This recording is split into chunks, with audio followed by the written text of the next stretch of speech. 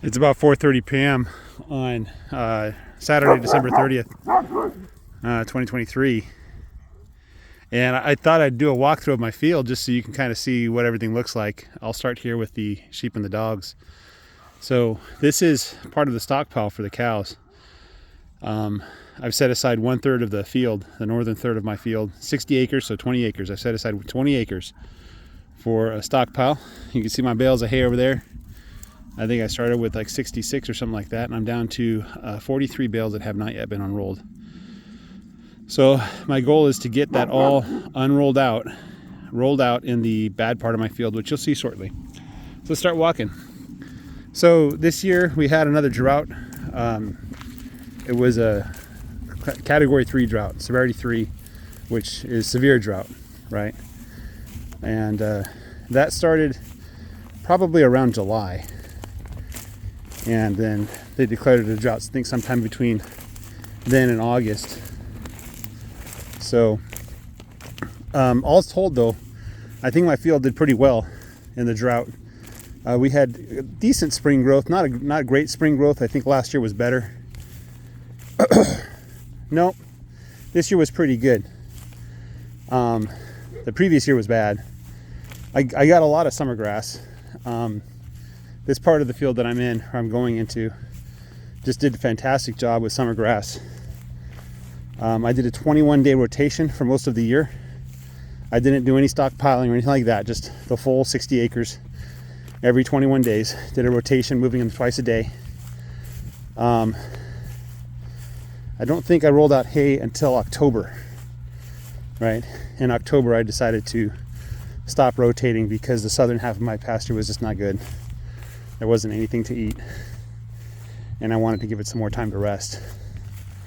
So the cows right now, they're at the line, the 1/3 line. You can kind of tell that the grass is getting thicker here. There's still lots of green grass, there's lots of growth. Right now it's about 60 degrees. It's kind of warm actually. I have my jacket just in case I was cold, because I was moving some more hay with the tractor. And yeah, the kids, they're setting up a new wire to move the cows on Sunday. We're gonna go for the next couple days, or the next couple months, with a 6-day rotation inside the rows that are part of the southern half, the northern half of the field, just because there's a lot of hay there that I want them to eat. And I don't want to roll out the hay on top of hay. That doesn't make any sense. And then you can see here the grass is actually quite good. It's growing. Very mild winter so far. We've gotten a good amount of rainfall. Below average, but good. Average is about 36 inches a year. So if you spread that out over 12 months, you should get about 3 inches a month. We did not get 3 inches of rain in December. Maybe 2. I'll have to go back and review. Maybe we did get a wet December, but regardless, you can see here the summer grass, the Bermuda, is just thick. And there's a stand of grass that's at least 8 inches tall. It just buries my boot, you know. And you're seeing a lot of goat weed. We got a lot of goat weed. That started to appear, I think, in June, and then it really started to grow up in July, and then by August my field was covered with it. And I have mixed feelings about the Bermuda grass. Part of me says I don't like it, but part of me admits that it probably helped my grass grow and survive the drought. So this is the first time we've been here as part of the winter rotation. I expect to be here 3 more times. And so the cows have been through here once. They're gonna move Sunday to a new row. And we're gonna have them come by 2 more times and spend 3 days here in this row. And to me, it's just looking amazing and wonderful and just good. If they munch on this hay rather than the hay that I bought, I think that's gonna have all kinds of amazing benefits for the ground, rather than rolling hay on top of hay. That said, Bermuda grass does not have any nutrition. So I'll have to supplement with protein, especially if their manure starts piling higher and higher, which it is right now. So I'll probably pull out some protein buckets soon. Yeah, that's not a good sign for manure. That probably didn't feel too good coming out. Maybe it felt good once it came out, but you know, Anyway, we have 25 cows and heifers. I think about 3 or 4 of the cows of that number are heifers that are too young to breed back. And I'm not expecting a calf from them this year. If I do get a calf, I'll be upset with myself. So I expect 22 calves, 22 calves starting in March. And then my goal is to keep the heifers, grow the herd to 50. So that should get me up to like 30 cows and heifers. And then it's a year and a half or 2 years before the heifers will breed back. And if I've got everybody on a schedule, then I don't need to separate the heifers from the cows. Because next year when I put the bulls on the cows, the heifers will be too young to breed. So they'll be just around a year old. And so that's not an old enough breed back, right? Let's keep going. This is where we're gonna move them. Next, more good grass here. They're gonna spend 3 days in each row just to make all the math work out. That's the only reason, because I'm planning on moving them every 2 days once they're on hay. You'll see, I'll show you what it looks like. So, yeah, they did not set up the wire in the right spot. Or did they? I don't think they did. No, they didn't. They need to put another wire in between. Okay. This wire is going to be useful. It's just not where the wire is supposed to be. Now we're getting to the halfway mark in my field.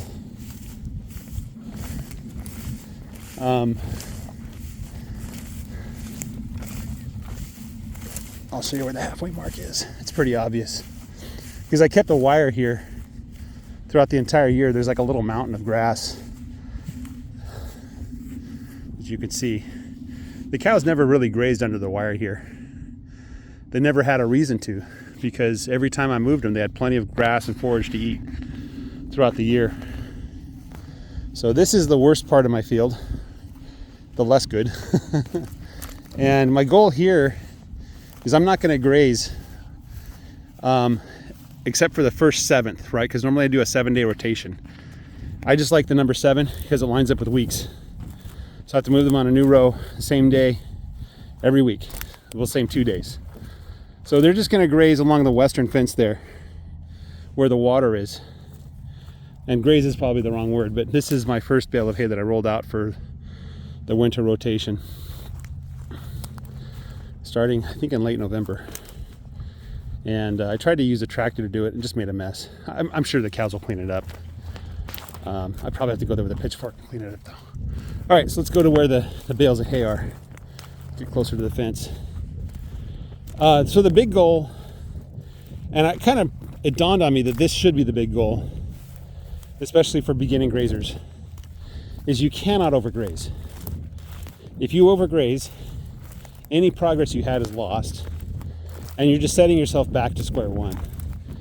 So above all else, if you do not feel like there's going to be plenty of grass left over after the cows have hit an area, then you cannot let the cows graze there. You just can't, right? There's no benefit to it, and there's only harm and damage. Okay? You have to let the grass grow. That's my mantra right now. So I've got these bales of hay set out for the cows when they leave that northern half of the field. We're going to unroll these, spread them out a little bit. So I previously unrolled here, you can tell. The cows did a pretty good job of spreading it around. And they're going to do the same thing to this one when we roll it out. So we'll just have like little rows of hay. We're going to hit this spot probably 3 more times. Well, maybe 5 more times if I count the bulls, but the bulls are going to get a little different. They're going to get more area than the cows will get, and they're going to stay longer. They're going to stay 4 days in an area that's twice as big. The cows are going to stay 2 days in an area. So the idea with rolling out the hay is obviously, yes, we're feeding the cows, but that's not the priority, is it? The number one priority is to grow grass. I apologize if there's wind noises right now. There's not much I can do about it. This green manure is what they call it.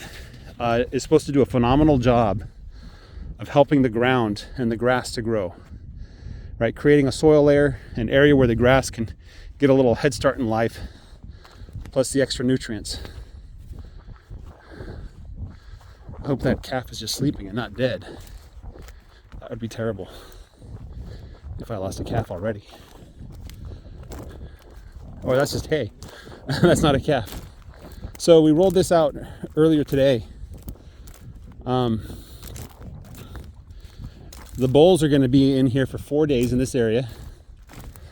So this is twice the area that I'd give to the cows, but twice as long. And so that way everything lines up. They're rotating at the same time. They're always a certain distance apart from each other. And I figure that when the cows come through, I could just keep them like an extra day or something like that if the bulls don't eat that much hay. And it looks like there's going to be plenty of hay left over. And you can see that they do is they poop in the hay, which seems counterproductive, but actually that's one of the things I want to happen is the manure to combine with the hay, you know. So this is not grazing ground. This is what I'm calling a sacrificial ground, right? This is ground that I'm intentionally overgrazing, not because I like overgrazing, but because I do not want to overgraze everything else. So this is 1/7 of this row here. The distance is 7 times this, right? This is some more old hay from a previous rotation with the cows. So you can see that the manure is just getting destroyed by something. It's just going out here and digesting it. And, you know, green manure, that's what it is. I bought the hay not just to feed the cows, but to feed the ground. I'm getting double duty out of it, right? Looks like we have... Why is the fence popping over there? Shouldn't be popping.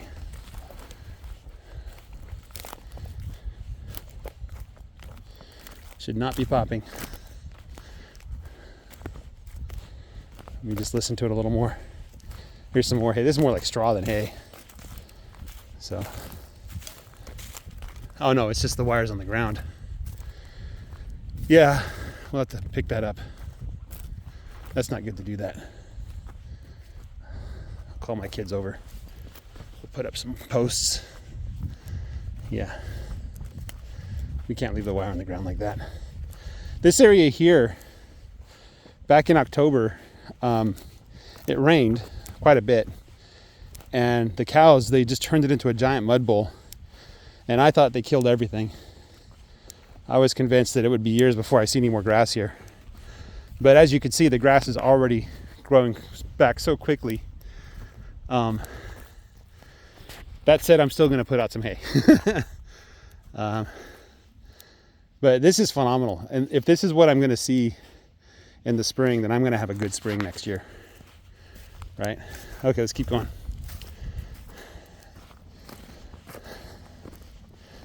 This whole area was just trampled to death and turned into a mud bowl.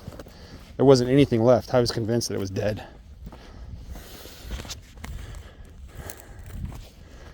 All right.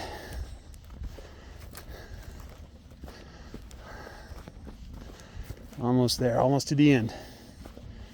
Right? I'm going to show you what I did to the cows before.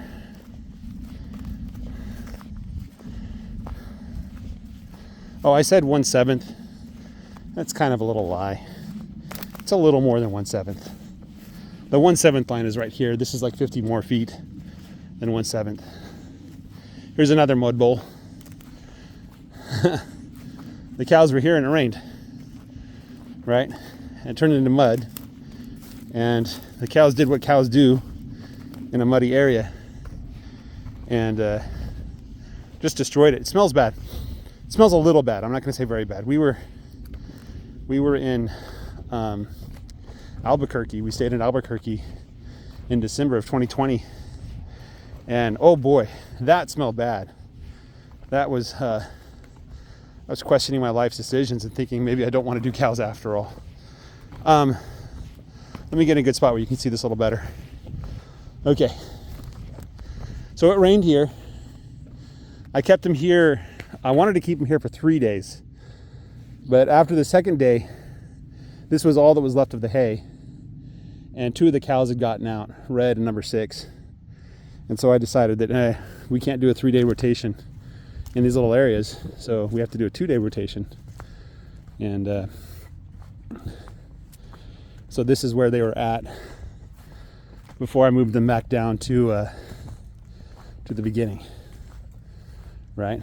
So I kept them here for 2 days. And traditionally, this part of my field is okay, but the very end, we're almost there. The very end, hardly anything grows.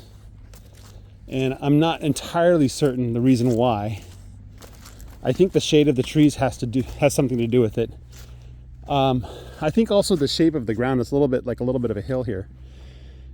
But also I think what's happening is the cows, they like to hang around the fence and they just keep trampling that grass.